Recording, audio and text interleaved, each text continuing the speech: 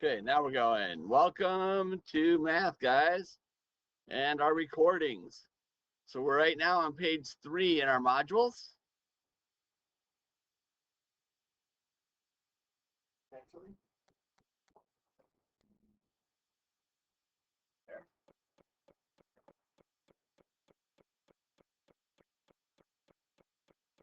Okay. It's really interesting because we had a lot of tech problems during A4 this morning, so we're going to have some time to do the whole lesson. Today, what we're going to do is we're going to go through distributive property. We're going to do a lot of little steps to help get you there. We're also going to do some on vocabulary. So a couple of key notes. At the start of every lesson, you're going to see you taking all of the things.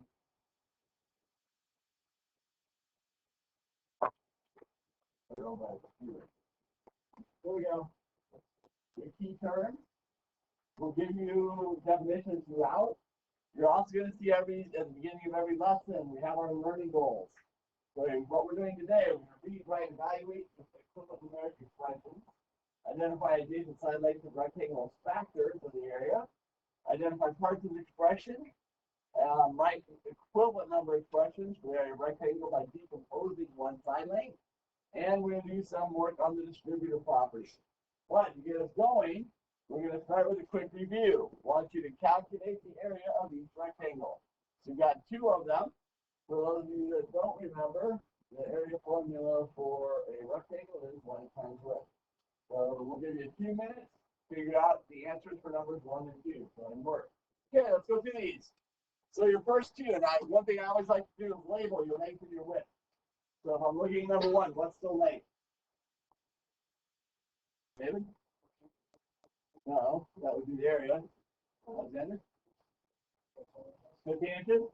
So you're saying the length is 15, we call the width 6. Guys, if you'll do that, it makes it very easy to then use formulas. Because guess what? I start with my formula. Area equals length times width. What's my length?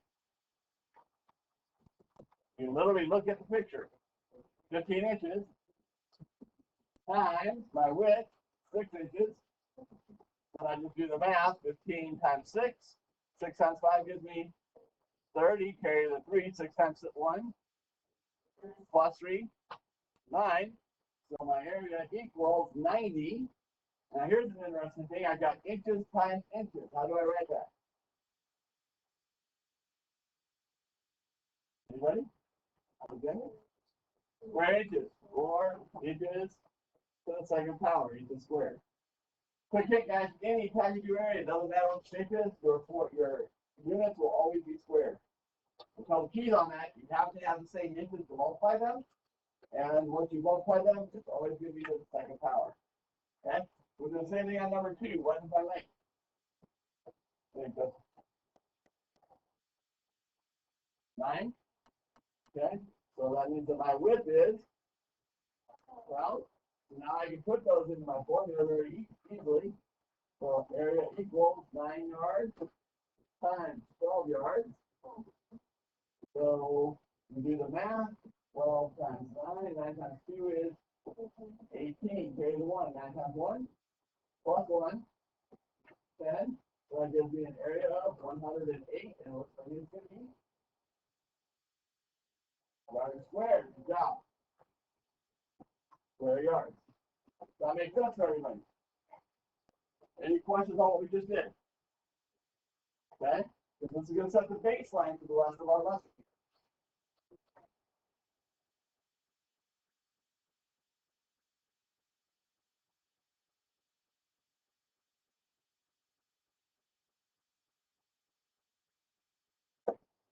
Our recording still. On page 4, it says Callie is installing a rectangular walkway up to her house. The width of the walkway is 5 feet, and the length of the walkway is 27 feet. You need to calculate the area of the walkway to determine the amount of materials needed to build it. So they give you 2 different.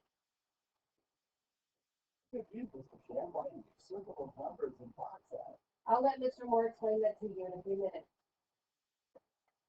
They give you 2 different diagrams to show the walkway.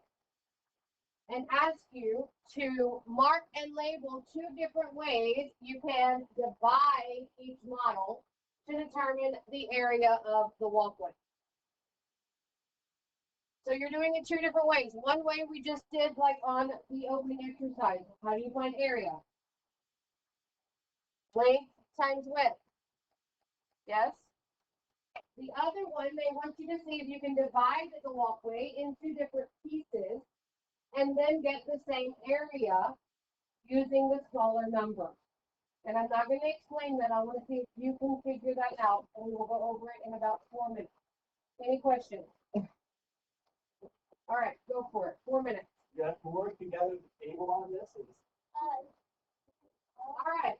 So who can tell me how we're going to solve the first diagram? Who can tell me what my width is? 5. And what is my length? So to find the area, because it is in the problem, I circled and underlined. So to find the area, what are we going to do? 27 times 5. What's 5 times 7? Carry my 3. 5 times 2. 10 plus 3. So I get 135, and I know from my problem that it's feet squared. Yes? Okay, so the second diagram, they ask you to divide it into smaller pieces to make it easier to find the area. So which number, the 5 or the 27, do you think would be more beneficial to break into pieces? 5. Okay, we're breaking it into smaller pieces. Which of those numbers do you think needs to be smaller? 27 probably needs to be smaller. So the 5 is going to stay the same. And then what numbers can I break 27 into? I can do 20 and then have 7. Yes?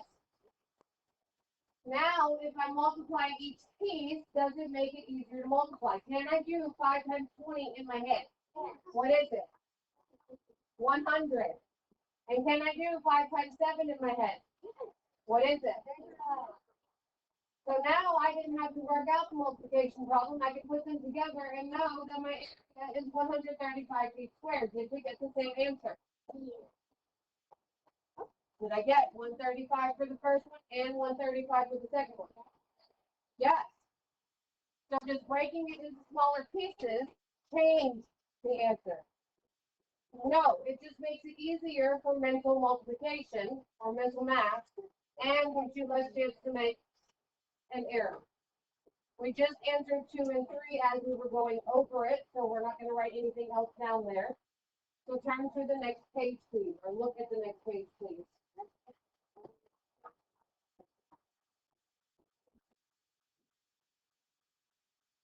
We got page 5. Now, here's where we start our marking. So hopefully everybody has a highlighter or some type of colored pencil. It's something that you can mark your text with. If you don't have one, on my side, you have a colored pencil. So on this one, guys, we have 3 different expressions, 3 different things we're going to talk about. Let me just add a couple of caveats. When I first started teaching, I was actually kind of hampered in my teaching because all through school, math came really easy to me. So I basically just sit down and do what the teacher said, got A pluses all the way through my math career. It wasn't an issue until I became a teacher. And my first year in teaching, I was actually really struggling. My students were doing well. And so I started talking with other teachers, and one of the things they pointed out to me was, when I was a student, I've got a really good memory, so a teacher could show me a vocabulary term and I remember what it was, so that when they asked for it later, I knew what to do. I was not emphasizing vocabulary. And what my friend told me to do was, instead of treating math as a bunch of numbers, when you're teaching it, treat it like a foreign language. Because if I ask you to write a numeric expression, if you don't know what a numeric expression is, do you have any chance of actually getting it right? No. Okay? So we're giving you these definitions for a reason, guys. Please pay attention to them. We're actually going to use your handout as well. But it's good to have it mark in as many ways as you can. If you mark it and go back and mark the text like this, it actually helps you remember what it is you're doing. So the first one we're going to highlight is going to be this term called numeric expression. Go ahead and highlight that in your module. A numeric expression, I don't like that. Okay, is a mathematical phrase that contains numbers and operations. Okay, so if you're looking at a numeric expression, you know it has two things. It has numbers and it has operations. An equation, by differentiation, is a mathematical sentence that uses an equal sign that shows two expressions are the same as one another. So your biggest difference between an expression and an equation is the presence of the equal sign. Once I have an equal sign, I now have an equation. Does that make sense, everyone? Yes. Okay. Now the key on this, on the first one, the numeric expression, is that it only has numbers. If we get onto this year, we're going to start getting algebraic expressions as well, which will include letters or variables. Okay? But this is a numeric, it means it's just going to be straight numbers with some type of operation. Other one's fine. Okay, so reflect on the different ways we just did this model on the last page. When we looked at it, how did we break that length of 27? When we did it in two pieces, what did we do? Yes. Awesome, good job, thank you. So we said instead of 27, we said that, well, that's the same as 20 plus 7, right? Okay? So if I'm going to do the math on this, what I can do is say, well, if I do the 5 times 20, sure. I don't see it.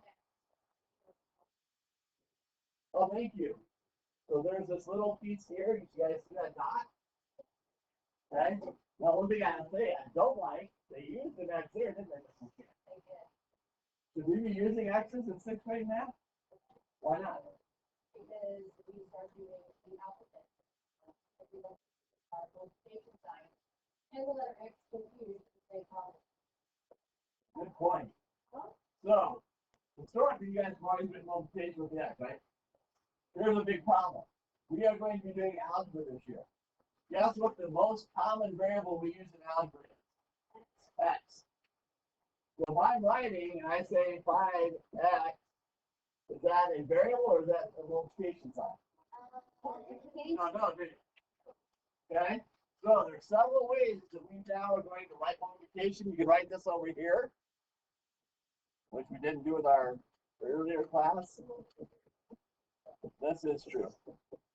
Yeah, you can. First period was a mess, guys. Be glad you were here earlier. Oh, restart for both sides? Yeah. Okay, so this is the way we historically have done it, right? We're going to say don't do that anymore. Okay? Instead, what we would prefer is a dot. The big caution on that, make sure your dot is high so it doesn't look like a decimal. Okay? So if I write 5.7, that means multiply. We can also use parentheses. If I see a number, a parenthesis, another number, that is telling you to multiply. We've already talked about using variables, right? Brandon, you should be writing all this down, not playing false physical meaning, whatever you're doing there. Okay? Because we're going to use variables, I can do something like that. If I write the number right beside the letter, that also means multiply. Okay? Or if I'm just using letters, if I do something like this, that means I'm multiplying two variables, A and B. Okay? So from now on, we're going to try to get rid of the X for multiply. We want you, this is our primary one right here. Number one is using the dot. Everybody okay on that one? Okay. So as we got over here, you'll see we're now using the dot to show multiply. We broke that 5 into 20 plus 5 times 7. So if I break that down, 5 times 20 gave us 100, hopefully you can all do that in your head. 5 times 7 gave us 35. Now we add the pieces together and we get, okay? Guess what, guys? You just used the distributive property of multiplication over addition. So we just did the distributive property and didn't realize it. So back to our highlighters. We have another definition here. Now that we've done it, let's define it. The distributive property of the multiplication over addition states that for any numbers a, b, and c, the equation a times the quantity of b plus c equals a times b plus a times c is true. In other words, I can break down those numbers that are being added and multiply them by the outside number and have a distributive signature, which is going to be an extremely important concept. So if I look at this area model, basically what we just did, but they put letters instead of numbers. All that we're saying is, if I take this quantity A times this side, which is represented by B plus C, and here's one thing I want to get you guys to get used to. Anytime you see this, the first thing I want to see you do is draw an arrow to each one. So that's going to help you remember what number I'm being multiplied by. Because I can rewrite this now as A times B. See, you just follow that arrow. Plus, and it'll also work with subtraction. That's distributive property of multiplication over subtraction. Can also work. So, well, whatever sign is there. When I do my second arrow, you can see I'm going from the A to the C. So that is distributive property. It says that those two are equal. We've already done a couple problems, so you guys should be comfortable with the fact that it works, yes? Now we're getting into a property that tells you why it works. Any questions? Okay. Go ahead and turn, we're going to give you guys a handout. You don't have this one yet, so just pretend I are going to pass that out to you. We're going to take a couple notes on this. We're going to work in this for a minute. So keep your okay, and this one is for your design and purpose and studying. We designed it so that you can put it right into your notebook, so you won't punch, and it has some of the major things that we are going to go through. So, again, talking about your vocabulary. Product. What is a product? Yes.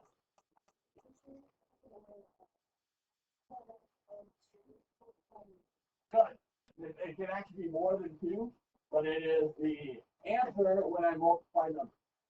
Okay? What is a factor then?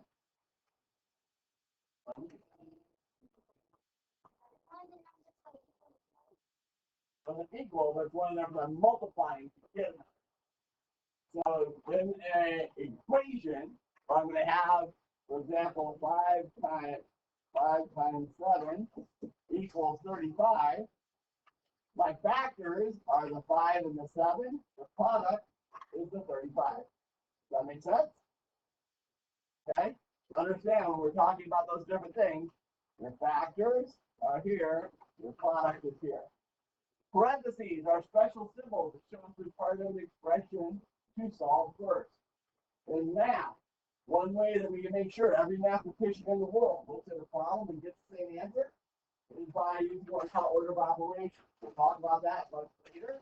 But one of the big things we're going to do is use parentheses to force you to do something first. And that way every mathematician looks at it and knows, here's where we start. We have 3 properties we're going to discuss today. The commutative means it doesn't matter what order you multiply the numbers in, you'll get the same product. So what's 2 times 5? What's 5 times 2? Did it matter the order? No. So here, one thing I always try to do is make it easy for you guys to remember these things as well. So if I think about my house, if I come out of my house, I go to the right, and I take a right every time I get to an intersection, where am I going to end up? Back of my house. But what if I came out on my left? I kept taking left at every intersection. Where am I going to end up? In my house. So when I talk about my block, my neighborhood, that's my community, right? So in my community, it doesn't matter if I go left or right, I'm going to end up in the same place. Community, kind of like community. Doesn't matter if I go left or right. Doesn't matter which order I go in, I get the same answer. Okay? So hopefully I can help you think community, commutative, that's the order. The order doesn't matter. The next one is associative property. This states that there are different ways of grouping factors, doesn't change the product. Okay? In this case, again, we use parentheses to tell you to do something first, right? So if I have a problem like 2 plus 5 plus 3, well, parentheses I have to do first. What's 2 plus 5? Plus 3 is 2 plus 5 is 7, plus 3 is 10. Well, what if I change the way I group it? I said instead of that, I'm going to move the parentheses to the 5 plus 3. And I have to do the 5 plus 3 first. What's 5 plus 3? 8. Plus 2 is, did it change? No. So, one side note, in associative property, it only works with addition and multiplication. Same thing with commutative property, only works with addition and multiplication. Okay? So again, associative. How do we associate numbers mathematically? How do I make you do them first? Parentheses. So if I ask you about associative property, what I'm saying is change the parentheses, change the association.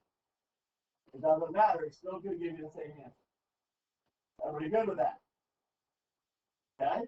So that's your first two major properties. The third one is one we've been talking about already, and that's your distributive property. This is the property of location stating multiplying two factors gives the same answer as splitting one of the factors, multiplying those parts by the other factor, and adding the products together. So one key you're going to see with distributive property, commutative and associative, it all has to be the same operation. They're all addition, they're all multiplication. Distributive, you're going to see two different things being done. I'm going to have a multiplying and an addition. This is where you'll see distributive property. Let's say I'm taking this outside number and I'm distributing it to each of the inside pieces. So that's going to be the same as 5 times 20 plus 5 times 7.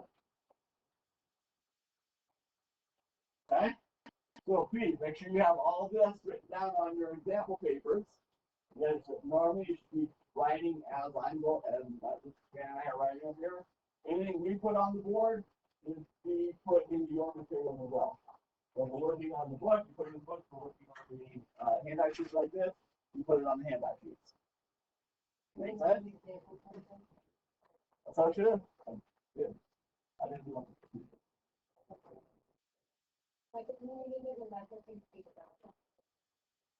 What changed? I mean, you're not wrong, but it's in the wrong place. Did you say that again? It's in the wrong place. I'm not wrong. It's in the wrong place. So this one would be, I can't remember the number we used, but 2 plus 5 plus 3 is the same as 3 plus 2 plus 5. When you draw an arrow, of this one, it's totally wrong place. Commutative is here. It's within the parentheses. You see the lines? Have you never written a definition? It doesn't go above the word. So it's below the word. Like this? That one's in the right place. Ah, you're pretty smart. One thing's correct. Okay, guys, any questions on any of these? We're not going to worry about these for right now. Instead, what we're going to do is go to the next page in your packet. Now you're going to actually write out some examples for each of these. So the examples are on page 4 before they go up this page. Okay, did you figure it out? We've got a couple additional ones on here that aren't in the definitions we just gave you. So for right now, just put in the three that we gave you and the box that they go in. We'll leave you guys about 2 minutes to do that. All right, so we use the first page, that first set, 2 plus 5 plus 3 equals 3 plus 2 plus 5, that is an example of the commutative property. Sorry, we put that one in the wrong spot for you. Associative uses parentheses when we associate the numbers. Of course, there's a Google.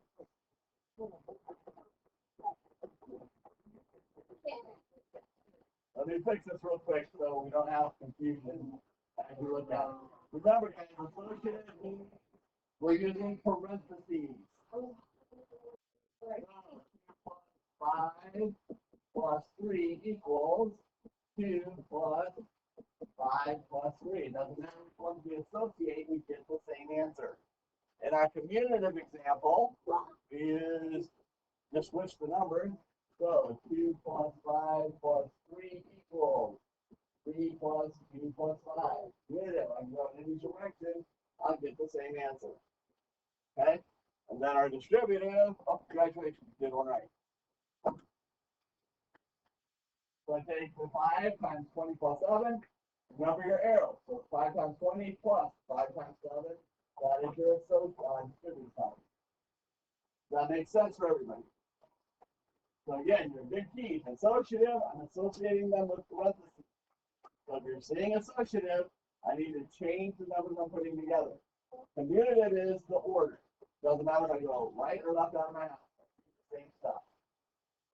Good, we have a special video for you guys. Hopefully make it a little more entertaining rather than just listening to Mr. Chan. Hit the record button. Okay? Again, guys, I can't stress this enough. One of the biggest things that's going to help you in distributive property is those arrows. It seems really silly, but as soon as you see parentheses with the number outside of them, if you just draw those arrows right away, the rest of it should work its way out. Because it means I'm multiplying the outside number times each of those individual ones. So you can rewrite that as 4 times 2, whatever the sign is, in this case plus 4 times 15. And if I break that down, 4 times 2 gives me 8. 4 times 15,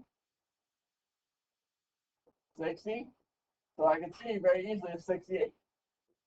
So where most of you probably would not be able to do 4 times 18 in your head, if you break it down, you should be able to make this so it's very doable. I'll be honest with you, with a number like 17, is there another way we could have broken 17 down that might have made it even easier? 10 and 7. Thank you, David. That's what I would have done. So for me, I would have done 4 times 7 plus 10, because that would give me 28 plus 40. I mean, that works easier. Did we get different numbers? No. So did it matter how I broke it down? Nope. However you want to, whatever makes it easier for you. And that's one of the keys on this, guys.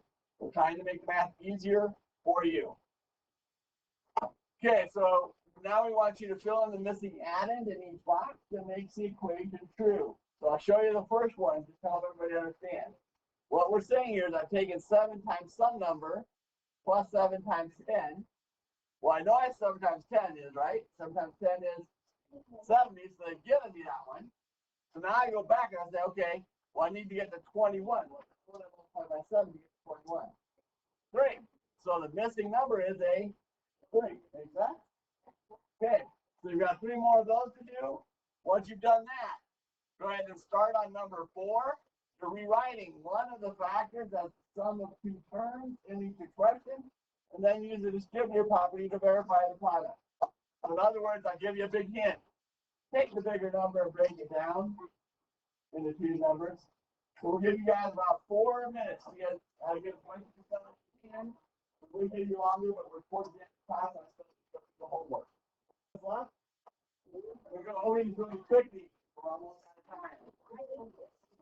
Be quiet. So on this one, again, I know I've got 2 numbers. 3 times 15 gives me 45. So what times 3 gives me 36? 12. Here again, I know I'm distributing 2 numbers. 8 times 2 gave me 16. So I need to know what gets me 56 when I multiply by 8. That would be 7. On this one, what are my numbers? 5 times 6 is 30. So 5 times what gives me 45? 9. Okay? Our next one, all we're doing is breaking down the bigger number. So again, this one I would have done 10 plus 7 or 7 plus 10. Again, it doesn't matter. So that shows us we're doing 40 plus 28. 40 plus 28 gives me 68. And we show they're equal. Make sense? Okay. 34. That one I would break down in 30 plus 4. So now again, I'm just distributing that. 9 times 30 is going to be 270. 9 times 4 gives me 36. I add 270 and 36. 27 plus 30 gives me 306. 306 equals 306. They're equal. Now, now you do the last one, so I want to hit the homework real quick. Everybody turn to page 9. This is your homework. You got 2 pages, 9 and 10. Let me point this out, guys. You must do your journal entry. Okay? A lot of times, I'll give you a hint. Your journal entry. There's a lot of tips here and how that works. Okay? Our practice. Divide each rectangle into 2 or 3 smaller rectangles. Demonstrate distributive property, then write each area in the form of A times B plus C equals AB plus C. In other words, I'm taking this part and I'm breaking it into 2 or 3. So I can break this into 122. And then I'm going to now rewrite that as my number is going to both 3 times that quantity of 100 plus 22. And then my AB plus AC is just using your arrows.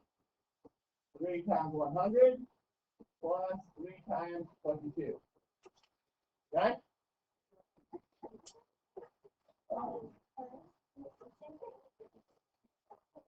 1, 2, and 3 are all the same. You're doing the exact same thing on all 3. All you're doing is you're given different numbers to break down.